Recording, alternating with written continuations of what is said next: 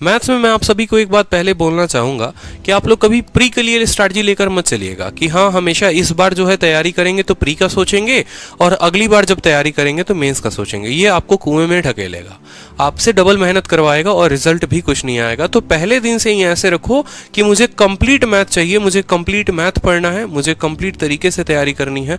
मेरे लिए प्री कुछ नहीं, मेरे लिए मेंस कुछ नहीं, मेरे लिए कंप्लीट मैथ है।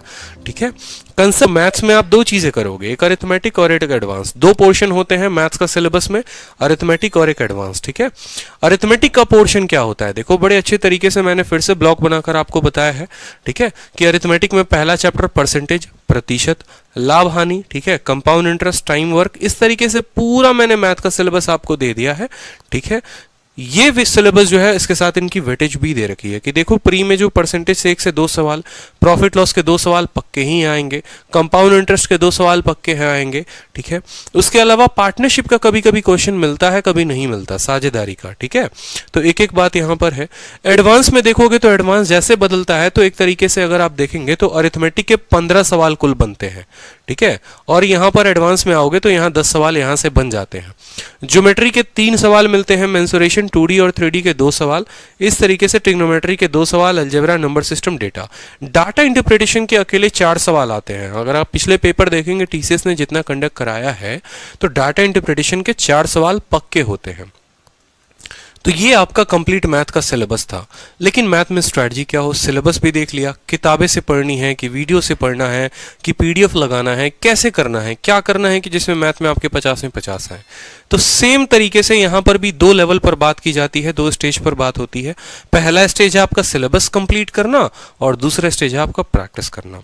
जब सिलेबस कंप्लीट करने की बात करोगे तो देखो 2 तरीके के बच्चे होते हैं, एक तो बिगिनर होते हैं और एक जिनका अच्छा लेवल हो गया होता है। तो दोनों केस के लिए यहां पर सिलेबस में आओ तो यूट्यूब वीडियोस की आप मदद ले सकते हो। जैसे मेरे कहने का मतलब है कि पर्टिकुलर अगर आपको कोई टॉपिक पढ़ना है तो आप उस टॉपिक को सर्च करिए जहां अच्छे व्यूज होंगे, जिन एजुकेटर्स ने भी अच्छा पढ़ाया होगा, आप उनको पढ़कर अपना सिलेबस कंप्लीट कर सकते हैं। और एक वो बच्चे जिनको कंप्लीट मैथ पढ़ना है, जिनको नहीं आता, बिल्कुल भी नहीं आता, तो वो यहां पर मैथ स्पेशल बैच ले सकते हैं। मैं आगे उसके बारे में बताऊंगा। ठीक है, उसके बाद जो सबसे इंपॉर्टेंट है, जिस तरीके से आपका कोई जान होता है ना, तो मैथ्स का भी एक जान है। ठीक है, अगर ये चीज छोड़कर जा रहे हो तो मैं कभी भी ऐसा, तो मुझे 100% मैं श्योर हूं कि आपके 50 में 50 कभी नहीं आएंगे। इसको छोड़कर मत जाना, प्रैक्टिस। ठीक है, जितने प्रीवियस ईयर पेपर हुए हैं 2018 के बाद से, सीजीएल, सीपीओ, सीएचएसएल, एमटीएस, जितने पेपर हुए हैं सारे के सारे पेपर लगाओ, सेक्शनल मॉक दो, ऑनलाइन देना है ऑनलाइन दो, ऑफलाइन देना है ऑफलाइन दो। ये पोर्शन कंप्लीट होने के बाद इस पे जरूर आना।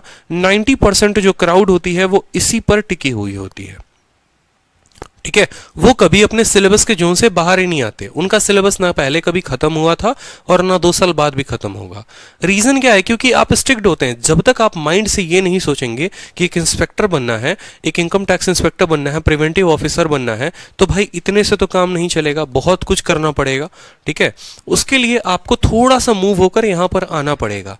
ठीक है, ये आप तब लगाएंगे जब आपके कंसेप्ट अच्छे हो जाएंगे, क्योंकि फिर अगर आप इनको अपने आड़े टेढ़े कंसेप्ट से लगा रहे हैं तो आपके नंबर कम आएंगे ही आएंगे। इस बात को ध्यान रखें।